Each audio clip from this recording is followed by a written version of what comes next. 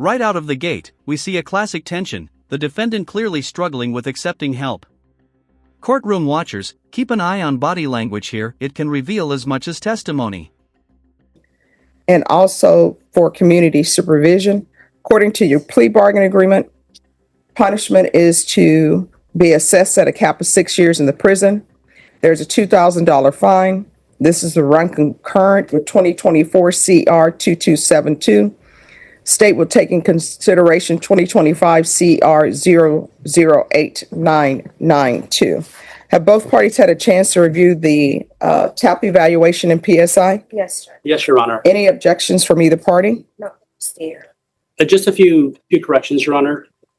I've reviewed it with my clients, and you have a copy of it. Yes. On page 1, although this goes more towards argument, guilt minimalized, on the PSI specifically is for the firearm. I believe what they're referring to is for the case that's being TIC'd, but she admitted there was a firearm, and for argument, I will explain further for that, but she didn't minimalize the handgun. She acknowledged there was a handgun.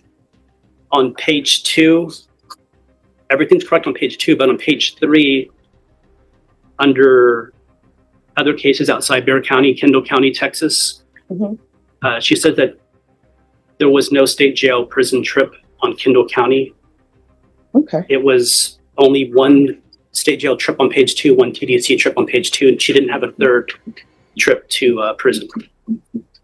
Same page 3, Tarrant County, just so the court's aware, April 9, 2025, under Tarrant County, Texas. She was in custody here. The typo, it should have been 2015. Legal nerd moment. Here the defense is carefully clarifying the PSI pre-sentence investigation. Notice how even small details, like the exact number of prior incarcerations or employment status, can influence sentencing. Every line matters in court. These aren't just clerical notes, they're the difference between probation and prison. If you look at the convicted 180-day jail, 11/23/2015, I just don't want the court to be thinking that she had a out-of-county case April of this year when she didn't. Okay. Also, page 5, where it says unemployed, she did report that she's self-employed. She has her own landscaping company. She's able to provide for herself if she was to be granted probation. On page 6, it says that she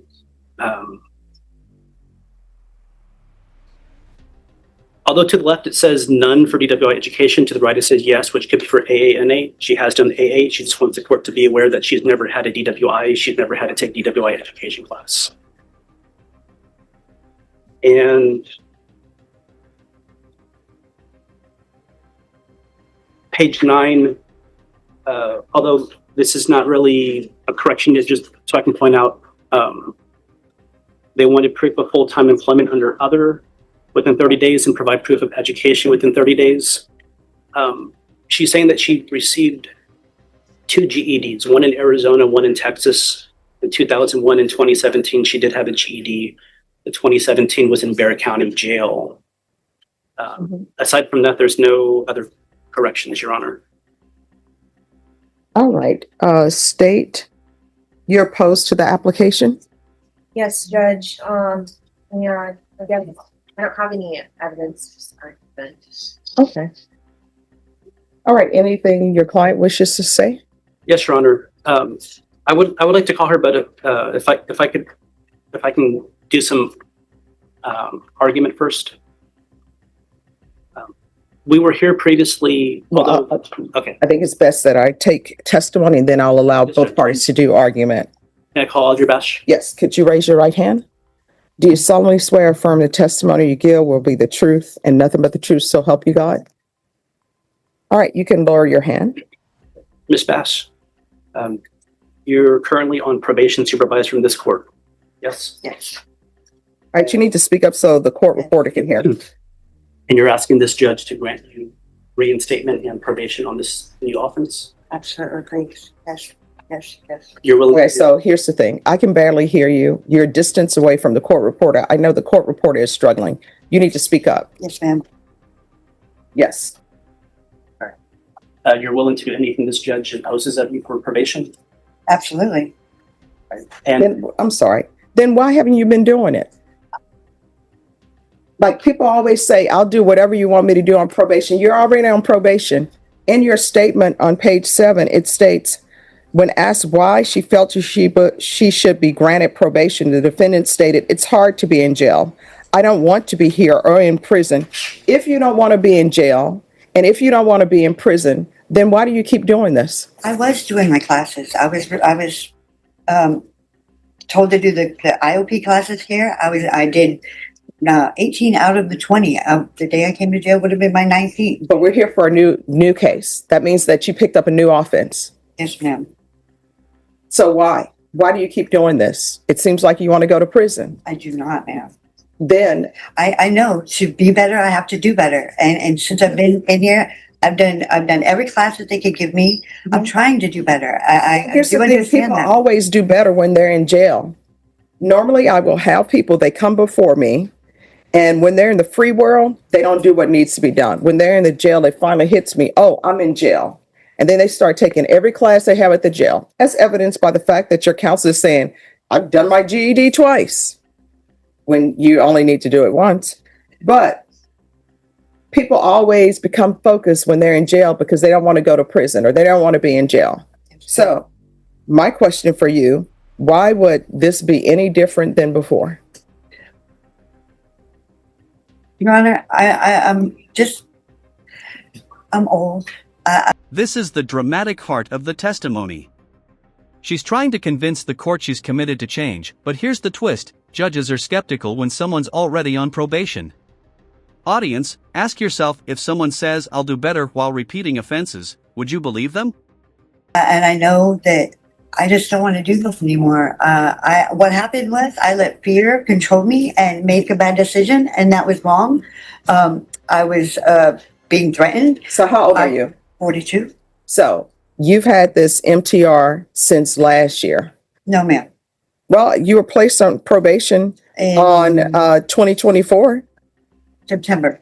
And So, I mean, you were maybe a year younger than you are today. and I was really trying to do everything that I could, and I do believe that I can do better. I if given the chance, I know that I can do better. I can be better. I can do better. I do Your Honor, believe that. the threatening that she had, she is a victim of robbery. I tried to find it. I went back in time on YouTube to try to find it. There's a case here, family violence. Rick is familiar with. I've asked Rick to pull up the case information. He couldn't find it. I was in court here, and there was a Spanish sentencing, and there was a person who was very loud, talking in Spanish. I don't speak Spanish, but when the state had said that there's multiple victims, that lady was sentenced to prison. They said that the restitution was owed to Audrey Bash, but they didn't know her location at the time. I've asked them to try to find that. I couldn't find that case. I don't have a way to search that. But she understands that a gun is not supposed to have a gun on felon's probation. If she were to have a gun after the 5-year period elapsed after she was discharged, cases ended her house for protection. But she had some bad relationships. She had struggled. She had a relapse. She wants to be a licensed clinician of dependent counseling to help other addicts recover. She believes she can stay sober. She won't be around firearms. I've never had somebody take upwards of 20 classes at the jail. People usually take 2 to 3. And she, not only took, I think it was 19 classes, but the AA meetings and NA meetings she's done, it's multiple. It's not just 1 or 2. She's actually participating. She's not crossing her arms, defiant. She's willing to do probation. It's her first MTR. I know that there's 2 new offenses, hoping that you would give her a chance. All right, State. I guess I did have some questions for the defendant. Oh, you may proceed. Ms. Bash, so you were placed on felony probation in September of 2024, correct? Yeah. Okay. And so as part of your conditions of probation, you were supposed to report to your probation officer. Do you recall that? Yes. Okay, and so it would appear that the last time that you reported to your probation officer was in February of 2025. Is that correct? No, I didn't. March also, I was in my class and my teacher, we reported by phone. So I'm talking about going to the probation officer and meeting with your assigned person at the field office. Okay, so the last time you did that was in February 2025, correct? Yes, ma'am. Okay. And the address that you provided to probation at the time that you were placed on there was 1126 Kenya Avenue, apartment 6. Were you living at that address up until your arrest? No. Yes, no, ma'am. I had moved, but I told them my address. Okay, and you told them your new address? Yes. Okay. Now, as part of, because you are on felony probation for drug possession, you acknowledge that, right? Yes. Okay, and so part of the conditions that the court placed on you to help address this issue is for you to go to partake in urinalysis. You recall that, right? Yes. Okay, and so you had been ordered many times. So starting in January 2025, you did report to provide a urinalysis. Is that correct? Yes. And that was positive for amphetamines and marijuana, correct? I believe so. Okay, and then in February of 2025, you did not appear to provide a urinalysis, correct? I don't remember. I don't remember being told to do it that day. You don't remember being told to do it that day? Well, I guess it's fair to say the last time that you did it was in January of 2025, right? Okay.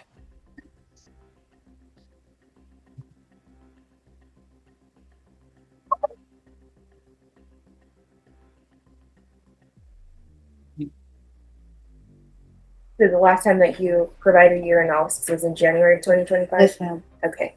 And so then in your PSI, you deny that you were under the influence of any alcohol or drugs at the time of your new arrest. Do you recall that? Yes, ma'am. But when we look at the stipulated evidence, the officer states that when he approached you, you appeared to be sleeping in your vehicle. Do you acknowledge that? Yes, ma'am. Okay. It was raining and the roads were wet and I pulled over rather than getting in an accident. I fell asleep driving one time before and I killed myself. And I would rather not do that again. I wasn't on drugs because if I had been, I would have been awake. Okay. And so what is this that the were- officer is saying that he could smell marijuana in your motor vehicle? I was asleep. I wasn't smoking. I was asleep. So when was the last time that you smoked marijuana in that vehicle? I don't remember. You don't remember? No. Okay. And I don't think it was me. I think it was the person that I let my car to. Earlier that day. Okay. So then further in your PSI, you state that the last time that you had used methamphetamines was 10 months prior to your arrest. Is that what you said? I believe so. Okay. But I you were did. found in possession of methamphetamine I on the did, date yeah. of the offense, correct? I did not know that it was there. If it had been mine, it would have been on my person. I would have known that. I didn't know that it was in the floorboard of my car because I gave somebody a ride to work. It would have been, in my possession. I really did not do that. Okay. Well, notwithstanding you disputing those facts, okay, you were arrested in May of 2025 and had a positive UA while on felony probation for methamphetamines in January 2025. So please tell me how many months that is. It's 5, right? Not 10. So you're not being truthful to your PSI officer or this court about what you're doing on felony probation, correct? Yes, ma'am. Okay. And then further in your PSI, you're stating that you should be granted probation because you don't want to go to jail, not because you want to change or not because you want help, correct? I want help, ma'am. I would like help. I'm trying to be a better person. I'm doing everything that I can to be a better person. Okay. So if you wanted help, why did you not reach out to your probation officer, or why did you not show up to your UAs, or why did you not show up here to the court to ask for that? I was doing the classes and I was doing the classes that they gave me, the IOP classes here at the probation office, I had reached out to my teacher and told her that I was having a hard time. But I was. Bam! Here's the legal punch. She's been arrested while on felony probation. That's a big deal. Technically, that alone could trigger revocation. And look at the contrast. She's saying she wants help, but the facts on the record tell a slightly different story. This is a classic court tension, intention versus reality. I mean, I thought that there would be a record of that. Did you notify anybody that you were actively engaging in using controlled substances besides your IOP teacher? No, ma'am. Okay, because you understand that the IOP teacher is not the correct person to report that to. It's your probation officer, right? Okay. You understand that? Do not? Yes, ma'am. And so I guess ultimately what you're telling this court is that you just don't want to go to jail or prison because it's hard, right? No, ma'am. That's what you stated in your PSI, right? And it's not that that's not it at all. I would really like to be given a shot to be a better person, to do better, to prove to myself in the court that I can do better. Prison is easy. I mean, you do what they tell you to do, and that's it. But when I've done probation. I've free and cleared probation with no violations. I've free and cleared parole with no violations. I believe that I can do better. I truly do. I want to be better. I know to be better, I have to do better. And I'm prepared to do that. I know that probation is very rigorous, and I'm prepared for those things. Anything that you give me, and I'll be happy to do. I want to be better and do better and help others be better and do better. Okay. I believe that. Well, would you agree with me that given your history, the state and this court has already given you a chance by placing you on felony probation? And here we are, because you cannot violate or you cannot abide by the terms of felony probation. You'd agree with me, right? I believe that I made a mistake once, and I would really just beg mercy to please get a second chance. When you say that you've made a mistake once, I mean, this is not the first time that you've been charged with a criminal offense, correct? Mm. Yeah. So that's more than once, right? I'm asking for a shot, a second shot for this, but I don't know what to say to her anywhere. She's May I briefly respond? bad. All right, so I'm going to give you a choice today. These are your choices. There are no other choices. One, I can place, you say you want the help, I'll give you deferred adjudication. The state is offering you a cap of 6. If I give you deferred adjudication, the full range of punishment is open to the court, which means up to 10 years in the prison. You are not going to ISF. I don't think ISF is appropriate. You'll be at the jail waiting transfer to SafeP. And the SafeP program is a 9-month program. And then you have aftercare for 3 months. Or if you would like, I'll sentence you to prison. I'll sentence you to prison for 5 years. Those are your only 2 choices. Which do you choose?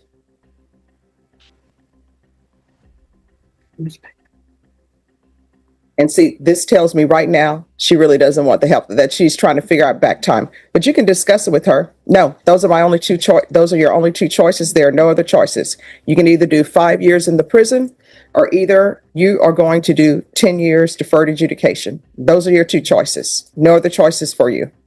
So which do you prefer?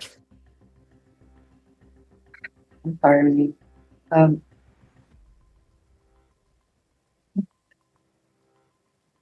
1 moment. All right. And if she chooses prison, it doesn't hurt my feelings.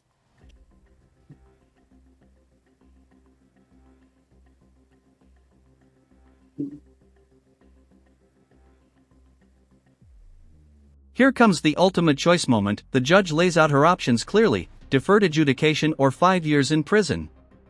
This is the courtroom version of choose your own adventure, except one path could dramatically alter her life trajectory.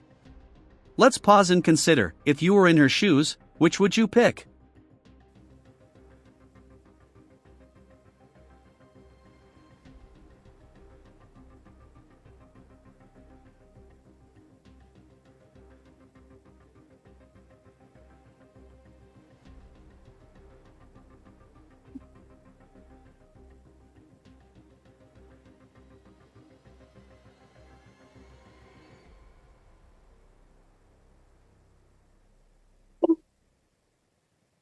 Your Honor, Yes. we're ready to proceed forward. She has her answer.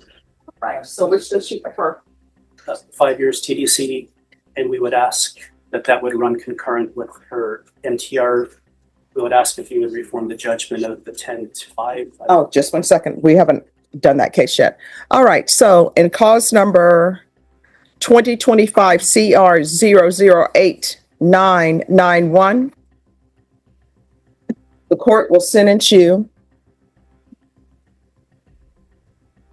to 5 years in the prison. I'm sorry. The court is going to find you guilty, sentence you to 5 years in the prison, give you credit for any time served. This will run concurrent with 2024 CR 227. I'm sorry, is this 2272 or what? 2272. Take in consideration 2025 CR 008992. And I'll request the therapeutic community. And we land at the resolution, 5 years in prison, credit for time served, running concurrent with the prior cause. Note the legal mechanics here: concurrent sentences, plea bargain implications, waiver of appeal. Even if the sentence seems harsh, the law structures it in a very deliberate way to balance past violations with present options. Also, the judge's note about the therapeutic community hints at rehabilitation, something often overlooked in these cases. Is there anything else in that case with regards to sentencing? Yes. No. All right. Did you review the document entitled Trial Court Certification of Defendant's Rights to Appeal? With your attorney, did you understand it and sign it? Because it's plea bargain agreement, because I followed your plea bargain agreement, and because you waived your right to appeal, you do not have the court's permission to appeal. Because this is a felony conviction, you're not allowed to own or possess any weapons or ammunition. If you have a question over what that is, you will need to speak to an attorney. Do you understand? I do. All right, we're going to proceed in 2024 CR 2272, and that cause number, you previously pled true to violation of condition number 1. The court found violation of condition number 1 true.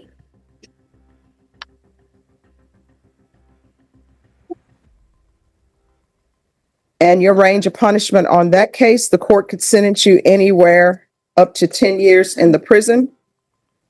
And state, what are you requesting? Judge, we are asking for revocation and 5 years to run concurrent with the prior cause. That's our recommendation. We ask that you follow it. I've previously conferred with Megan. If there was revocation, we would ask you to reform the judgment to match the sentence. All right. Are you waiving your right to appeal? I am. Okay. Thank you, Judge. All right. And that cause number, the court is going to sentence you to 5 years. Give you credit for any time served. This will run concurrent with 2025 CR 008991.